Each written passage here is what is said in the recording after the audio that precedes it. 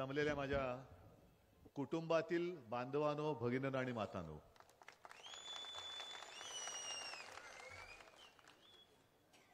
कारण मी महाराष्ट्रामध्ये फिरतोय तो माझ्या कुटुंबाशी संवाद करायला फिरतोय. शिर्डीमध्ये काही पहिल्यांदाच आलो याच्यातला भाग नाही. गेल्या काही महिन्यांपूर्वी सुद्धा आलो होतो. दुष्काळ होता आणि शेतकऱ्यांच्या बांधावरती गेलो होतो. आणि साहजिकच आहे, ज्या ज्या वेळेला शिर्डीमध्ये येतो तेव्हा साईबाबांचं दर्शन घेतो, आशीर्वाद घेतो आणि कार्याला पुढे निघतो. पण शिर्डीमध्ये बऱ्याच दिवसानंतर असा संवादाचा योग आलेला आहे. जाहीर सभा होतात, या पुढे सुद्धा होतील. पण मला आज धक्का बसला की शिर्डीमध्ये किती जुलूम, जबरदस्ती, गुंडाशाही वाढलेली आहे. आणि खरं तसं जर बघायला गेलं तरी गुंडागर्दी सरकारने संपवायला पाहिजे. पण जसं सरकार मान्य देशी दारूचं दुकान असतं तसं सरकार मान्य जरी गुंडागर्दी असेल तर त्याला रोखणार कोण? आज ताई उभ्या आहेत. त्याच्यानंतर मला बरं वाटलं की काँग्रेसचे सगळे पदाधिकारी आहेत, राष्ट्रवादीचे आहेत, इतरही आपल्या मित्रपक्षांचे आहेत. आणि जिथे जिथे जातोय तिथे सगळेजण मला सोबत येऊन सांगतात की उद्धवजी काळजी करू नका, आम्ही तुमच्या बरोबर आहोत.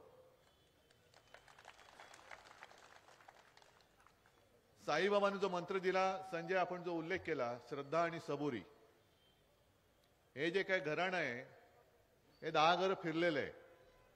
आपल्याकडे सुद्धा आलं होतं. आणि आज मला लाज वाटते की यांना काय आणि यांच्या वडिलांना शिवसेना प्रमुखांनी पहिल्या प्रथम आयुष्यात मंत्री केलं, पण तेही ते विसरले. मग इकडे तिकडे तिकडे तिकडे सगळे खास खळग्यांमधनं चाललेत. जिकडे सत्ता तिकडे आम्ही. पण आता कुठे जाणार?